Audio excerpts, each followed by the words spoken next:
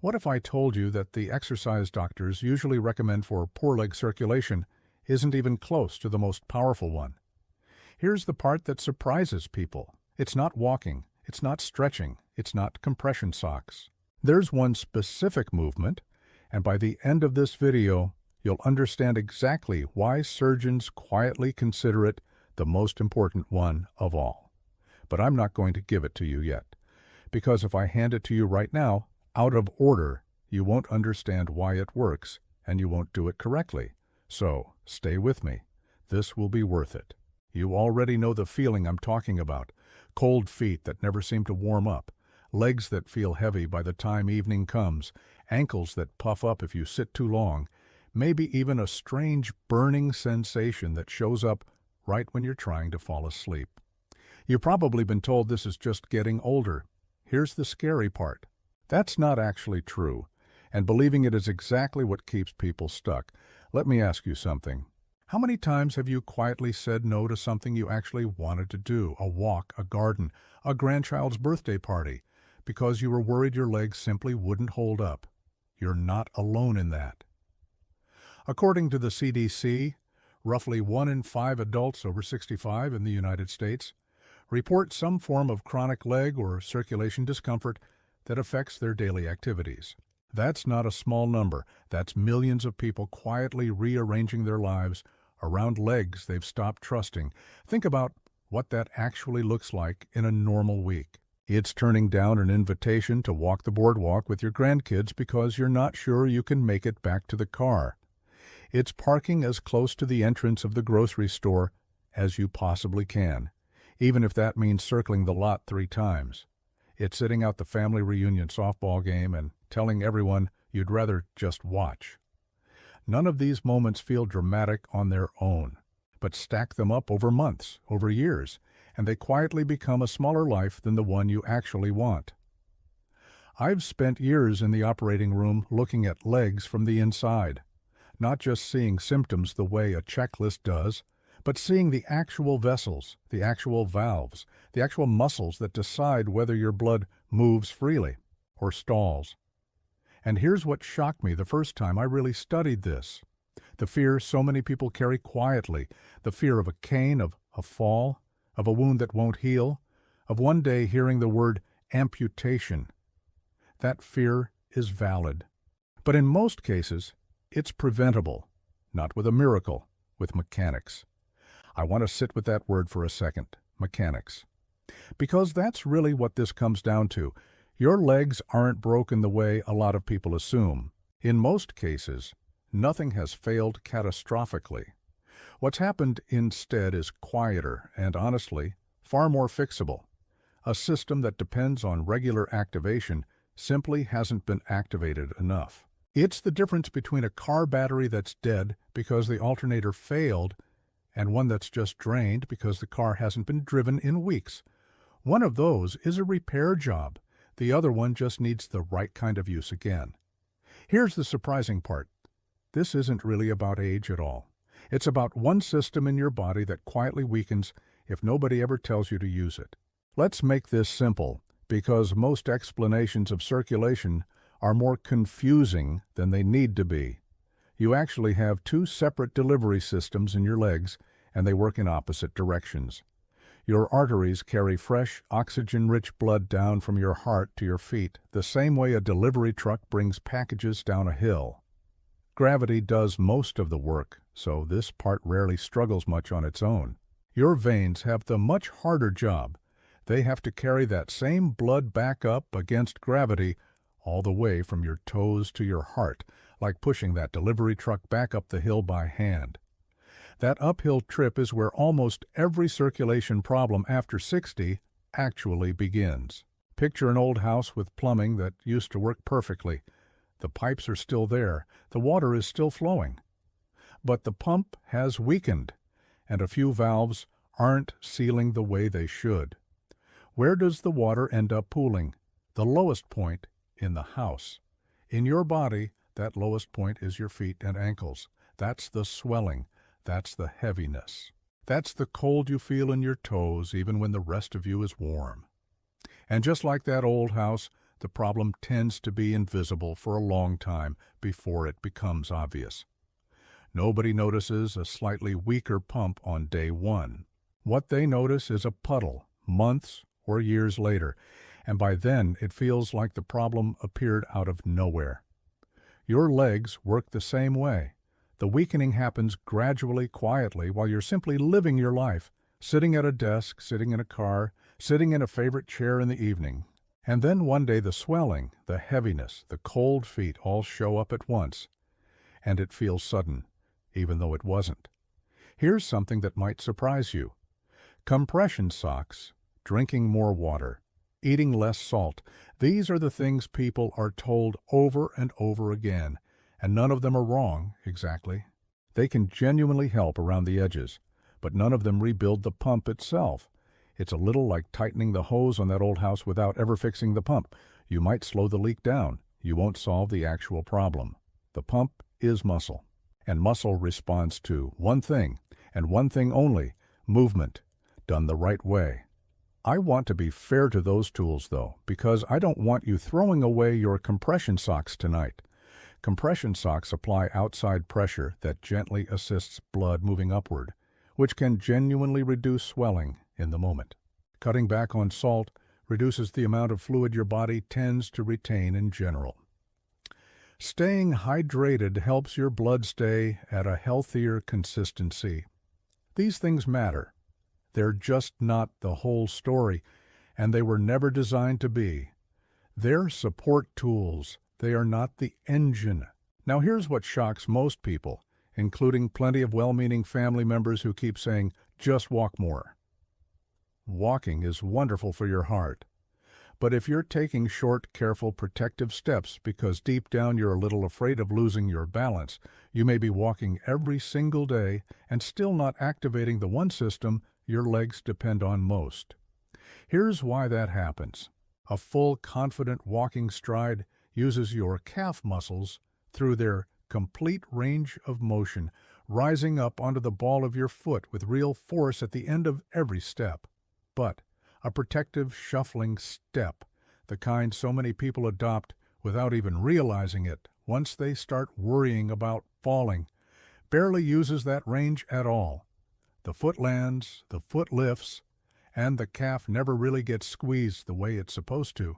So you can walk a mile a day, genuinely believe you're doing everything right, and still be leaving your best circulation tool sitting almost completely unused. It's called the calf muscle pump. Vascular specialists sometimes call it your second heart. Hold on to that phrase. Everything we cover today is quietly building toward it, and by the end, you'll understand exactly why. Let me introduce you to Carol. Carol was a retired school teacher, 68 years old, who had quietly given up her garden. 40 years of growing tomatoes gone because standing for 10 minutes left her ankles swollen and her legs aching. She told herself this was just what getting older felt like. Imagine believing that. Imagine slowly shrinking your own life around a problem you didn't even understand. She was wrong, and once she learned which muscles needed activating, everything changed within weeks. What struck me most about Carol wasn't the swelling. It was how she talked about her garden, almost like she was describing something that belonged to someone else's life now. 40 years of knowing exactly when to plant, exactly how to stake a tomato vine so it wouldn't topple in a summer storm. All of that knowledge just sitting unused in raised beds that had gone quiet. That's the part people underestimate about circulation problems. It's never just about the legs. It's about everything the legs were carrying you toward. Here's what most people never realize. There isn't one single fix for this. There are 5 specific movements, each one solving a different piece of the puzzle, and every single one of them is quietly setting up the exercise we'll finish with, the one that pulls all 4 together. Skip any of them, and the final movement simply won't work as well. So let's begin. Vascular rehabilitation research has repeatedly pointed to one starting place before anything else, the ankle. That's movement number 5. It's called the seated ankle pump, and physical therapists working with post-surgical patients often teach it first, before patients are even strong enough to stand safely. There's a reason for that. Right above your ankle sits a network of veins especially prone to pooling blood when you're inactive. Flex your foot back, then point it forward, and you're squeezing and releasing the muscles around that exact zone, creating a small rhythmic pump. To do it, sit in a sturdy chair, feet flat on the floor. Lift your heels while your toes stay down, then reverse it, lifting your toes while your heels stay down. Alternate slowly, 20 to 30 times. This tiny movement could be the reason your ankles finally stop aching by dinner time. You should feel a mild, warm, pulling sensation, never pain. A few small details make a real difference here. Keep your movements even on both sides, rather than favoring whichever leg feels stronger that day. Breathe normally rather than holding your breath, which is a habit a lot of people fall into without noticing when they're concentrating hard on a new movement. And if you spend long stretches sitting at your desk, in the car, in front of the television, this is a movement you can genuinely do without anyone around you even noticing. 20 reps while you're on a phone call. 20 more while the coffee brews. Here's the mistake almost everyone makes. Rushing through it like a chore, slow and deliberate, beats fast and sloppy every time. Done consistently, several times a day, many people notice less ankle puffiness within a couple of weeks. Imagine putting your shoes on in the morning and not feeling that tightness around your ankles for the first time in years. But here's what this exercise can't fix on its own. It doesn't touch the bigger muscles higher up your leg, the ones responsible for keeping you steady and upright. And those muscles hide a problem most people never connect to circulation at all. Here's a fact that surprises most people. Falls are the leading cause of injury among adults over 65 in the United States, and weak thigh muscles are one of the biggest hidden contributors. That's not just a balance issue. It's a circulation issue too. There's a reason those two things travel together more often than people expect. Strong thigh muscles don't just hold you upright. They also support the larger blood vessels running through your upper leg, helping move a meaningful share of blood back toward your heart with every contraction. When those muscles go underused, that support quietly fades along with your balance, which is exactly why so many people notice both problems creeping in around the same time, even though nobody ever explained to them that the two were connected. That brings us to movement number 4, the seated march. Every time you lift your knee, you engage muscles running from your hip through your thigh, muscles that need a strong, active blood supply to function. Exercise them, and you're telling your body to keep that supply efficient. Leave them idle, and those pathways slowly go underused. To perform it, sit tall, hold the sides of your chair lightly if needed, and lift one knee toward your chest, then lower it and switch legs. Continue alternating for 1 to 2 minutes, like marching in place while seated. Think about what steadier legs would actually mean for you, not just in a doctor's office, but in a grocery store aisle, or on a curb you used to hesitate before stepping off of. If lifting your knee all the way to your chest feels like too much at first, that's completely fine. Lift it as high as feels controlled and comfortable, even if that's just a few inches off the seat. The muscle engagement matters far more than the height. As the weeks go by and those thigh muscles wake back up, you'll likely notice the movement getting easier and the range naturally growing without you having to force it. The common mistake is slouching, which weakens the effect and can strain your lower back. Keep your spine tall. With regular practice, many people notice steadier balance within weeks, but thighs are only part of the picture. There's a muscle group almost nobody thinks about, and it's often the very first place numbness and cold sensations show up. I want to tell you about a moment that stuck with me. A grandmother, 71 years old, once told me she'd stopped wearing sandals in the summer, not because she didn't like them, but because she was embarrassed by how cold and pale her toes always looked, even in July.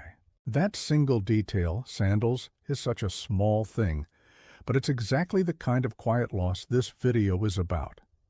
What she told me next stayed with me even longer. She said she used to love painting her toenails a bright coral every June, a little ritual to mark the start of summer. She'd quietly stopped doing that too, not because her hands couldn't manage it anymore, but because, in her words, there didn't seem to be much point in dressing up feet I was trying to hide. That's the kind of thing that never shows up in a medical chart, but it's real, and it matters just as much as any number on a test.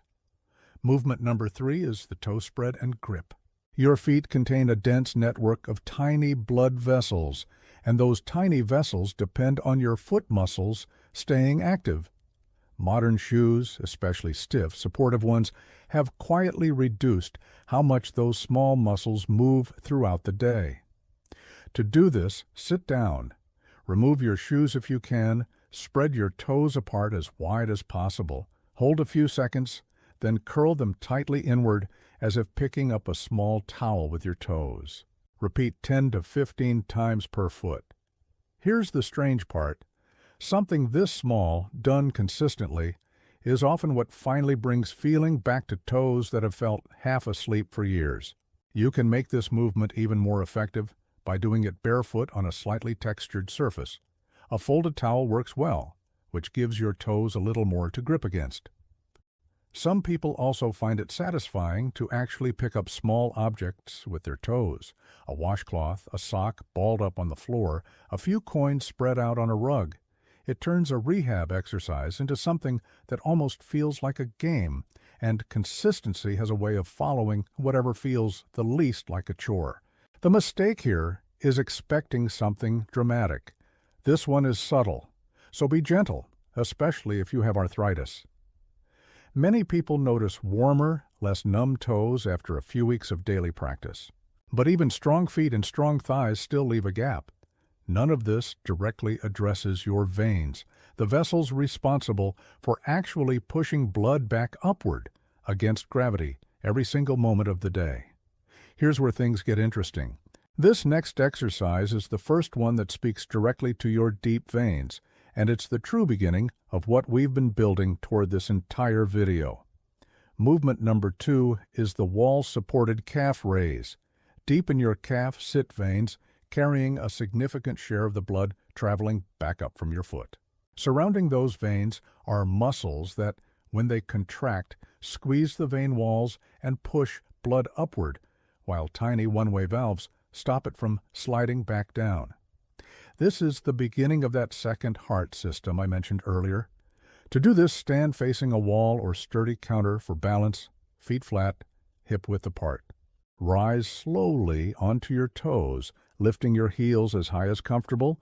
Hold 1 to 2 seconds, then lower with control. Repeat 10 to 15 times. Every single repetition is quietly training the exact system the final movement depends on. Pay attention to how your weight is distributed as you rise. You want it spread evenly across the ball of your foot, not rolled onto the outer edge, which is a common habit for people who've been favoring one leg without realizing it. If your calves feel tired after just a handful of repetitions the first time you try this, that's completely normal. Many people report their legs feeling noticeably lighter by evening. This movement is genuinely powerful. But everything you've done so far, the ankles, the thighs, the toes, even this calf raise, has only been preparation. None of it reaches its full potential without what comes next. Without this final movement, the first 4 simply can't finish the job they started. Here's exactly why surgeons save this one for last. It doesn't isolate one muscle group. It combines all of them into a single, continuous pumping motion, the same motion your legs are designed to perform naturally during a full, healthy walking stride, except you build it safely at your own pace, before you ever have to rely on long walks to get there. I call it the standing calf pump sequence. Instead of simply rising and lowering like a basic calf raise, you're going to rise onto your toes, then rock backward onto your heels, lifting your toes completely off the ground. Then return to a flat, neutral stance and repeat that full cycle continuously. This creates a wave-like pump that travels through your entire lower leg, engaging your calves, your shins, and the muscles around your ankle, one after another, each pushing blood a little further up and out. Think about it this way. A basic calf raise gives you one pump. This sequence gives you a chain of pumps, back to back, mimicking exactly what a strong, confident walking stride does for your circulation, minus the risk of walking long distances before your legs are ready for it. Here's exactly how to do it, safely. Stand next to a wall, counter, or sturdy chair back. And hold on, don't skip this part. Start flat-footed. Rise slowly onto your toes as high as comfortable. Pause. Rock backward with control, lifting your toes off the floor, shifting your weight toward your heels. Pause again. Return to a flat neutral stance. That's one full cycle. Begin with 8 to 10 cycles and build gradually over the following weeks toward 15 or 20. This one movement could be the difference between a heavy, tired evening and legs that actually feel like your own again. It helps to think of this sequence in 3 distinct beats rather than one continuous blur of motion. Beat 1, rise onto the toes and really feel the calf tighten at the top. Beat 2, rock back onto the heels and feel the muscles along the front of your shin wake up, often for the first time in years for people who've spent decades in supportive shoes. Beat 3, return to flat and let everything reset before starting again. Counting those 3 beats out loud, quietly under your breath if you need to, keeps the rhythm slow enough to actually work. A few safety notes because this matters. Always hold something sturdy, especially at first. If you feel sharp pain, dizziness, or real discomfort, stop and rest. Mild warm muscle fatigue is normal. Pain is not. If you have a diagnosed vascular condition like peripheral artery disease, a history of blood clots, or any balance concerns, check with your doctor before starting, since your situation may call for a modified approach. I'll add one more note here because I think it matters. If you notice one leg swelling suddenly and painfully, especially with warmth or redness in just that one leg, that's not something to try to exercise through. That calls for prompt medical attention, not a home routine. The exercises in this video are about the slow, gradual weakening that happens over years of underuse, not about sudden, one-sided changes, which are a different situation entirely and deserve their own evaluation. The biggest mistake people make with this one is treating it like a fast cardio move instead of a slow, deliberate pump. Slow that rhythm down, toes up, rock back, return to flat. Let each phase be intentional. That's where the real benefit lives. Let me tell you about Robert. Robert was 74, a retired mechanic, a proud grandfather, who had quietly stopped walking his granddaughter to the school bus stop. He never told anyone why. He was terrified, privately, of ending up in a wheelchair, of becoming a burden instead of the steady grandfather he'd always been. Imagine carrying that fear alone, never saying it out loud. He started this exact sequence, 8 repetitions, twice a day, holding his kitchen counter. Within about 6 weeks, he sent a photo of himself walking his granddaughter to that same bus stop.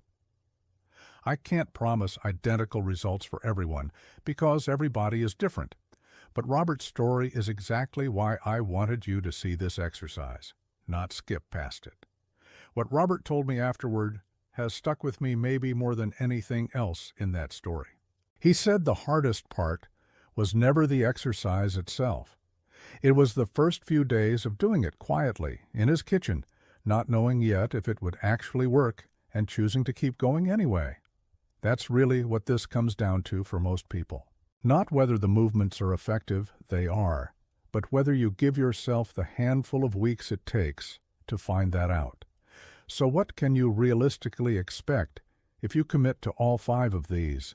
Many people notice less swelling and lighter feeling legs within 2 to 4 weeks. Warmer feet often follow as circulation strengthens. Balance and walking confidence tend to build gradually over 1 to 3 months of consistent practice. I want to be honest with you. This isn't an overnight fix, and it isn't a cure for any underlying medical condition, but it is a real practical way to support the system your body was already built with, using muscles that were designed to help you all along. A reasonable question at this point is how to actually fit 5 separate movements into a day that's already full. Here's how I'd suggest thinking about it. The ankle pumps and toe exercises are small enough to tuck into moments you're already sitting still, morning coffee, an afternoon phone call, your favorite show in the evening. The seated march and the 2 standing calf movements deserve a slightly more dedicated few minutes, maybe right after you brush your teeth in the morning, when you're already standing at the sink with something sturdy to hold on to. All 5 together take less time than a single commercial break. The obstacle was never really time. It was simply not knowing which movements actually mattered. Here's the biggest mistake I see people make after watching a video like this one.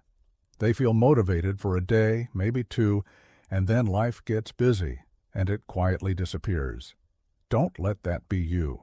The people who see real change are the ones who do this small handful of minutes, consistently, the same way you'd take a daily medication. Your legs deserve that same consistency, so let's bring this together. Poor circulation after 60 usually comes down to 3 fixable things: weakened calf and leg muscles that aren't pumping the way they used to, vein valves that need consistent muscle support to keep working properly, and daily movement patterns that may not be activating the right muscles in the right way. The 5 movements we covered, the ankle pump, the seated march, the toe spread and grip, the wall-supported calf raise, and finally that standing calf pump sequence, work together to rebuild that natural pumping system your body has had all along. If you take just one thing from this video, let it be this. Start today, even if it's just the first exercise, even if it's only 5 minutes. Imagine, just for a moment, walking through an entire grocery store without needing to stop and rest. Imagine bending down to garden without your ankles aching afterward. Imagine sitting on the floor to play with your grandchildren and getting back up without a second thought. That's not a fantasy. For many people, that's simply what consistency looks like 3 or 4 weeks from now.